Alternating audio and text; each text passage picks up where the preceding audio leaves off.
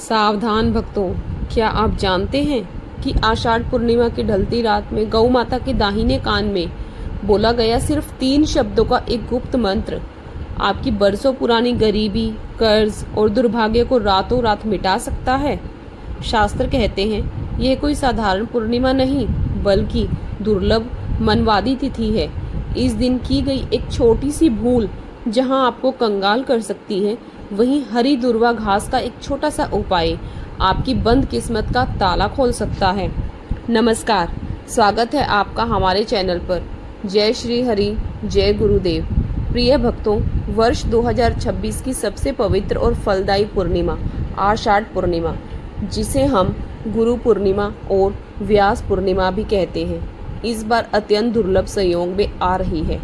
इस बार यह पावन तिथि 29 जुलाई 2026 बुधवार के दिन पड़ रही है। बुधवार का दिन ज्ञान के दाता भगवान गणेश जी और गृहपति बुधदेव को समर्पित है, जबकि पूर्णिमा तिथि जगत के पालनहार भगवान श्री हरि विष्णु और धन की देवी माता लक्ष्मी की प्रिय है।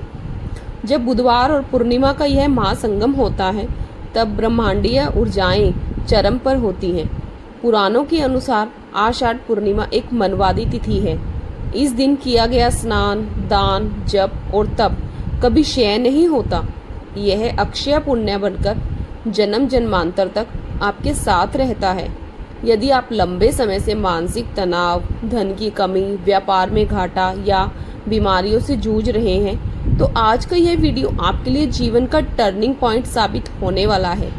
आइए सबसे पहले जानते हैं कि इस पावन दिन की शुरुआत कैसे करें। पवित्र स्नान। 29 जुलाई की सुबह सूर्योदय से पहले उठें। स्नान के जल में थोड़ा सा गंगा जल और काले तिल मिलाकर स्नान करें। सत्यनारायण पूजन। घर के मंदिर में एक लकड़ी की चौकी पर पीला वस्त्र बिछाएं। उस पर भगवान विष्णु और माता लक्ष्मी की प्रतिमा स्थापित करें। संकल्प। अपने दाहिने हाथ में जल, अक्षत और एक सिक्का लेकर अपना नाम व गोत्र बोलें और कहें, हे प्रभु, मैं अपनी आयु, आरोग्य और सुख समृद्धि हेतु इस आषाढ़ पूर्णिमा का पूजन व व्रत करने का संकल्प लेता हूँ। भोग विधान। प्रभु को पंजीरी, पंचामृत और पीले फल अर्पित करें। ध्यान रखें, विष्णु जी के भोग में तुलसी का पत्ता होना अनिवार्य है, अन्यथा पूजा अधूरी मानी जाती है। यदि आप किसी कारणवश बड़ा पूजन नहीं कर सकते तो निराश न हो। आगे हम आपको बताने जा रहे हैं इस पूर्णिमा के 2 सबसे गुप्त और शक्तिशाली महा उपाय। भक्तों, क्योंकि यह पूर्णिमा बुधवार के दिन है, इसीलिए हरी दुर्वा घास का यह उपाय आपके भाग्य को चमका सकता है। उपाय विधि। 29 जुलाई की सुबह या संध्या काल में 21 हरी दुर्वा, जिसको हम दूब बोलते हैं, घास की गांठें बनाएं। इन पर थोड़ा सा हल्दी का तिलक लगाएं। इसके बाद भगवान गणेश और श्री हरि विष्णु के चरणों में यह दुर्वा अर्पित करते हुए ओम गणपतये नमः और ओम नमो भगवते वासुदेवाय मंत्र का 108 बार जाप करें। शास्त्रों में वर्णित है कि दुर्वा में अमृत का वास होता है। बुधवार की पूर्णिमा पर गणेश जी को दुर्वा चढ़ाने से बुद्धि का विकास होता है, व्यापार की सभी रुकावटें दूर होती हैं और घर में अटका हुआ धन वापस आने लगता है। अब ध्यान से सुनिए उस परम गुप्त विधान को, जिसका उल्लेख पद्म पुराण और रघुवंशम में मिलता है।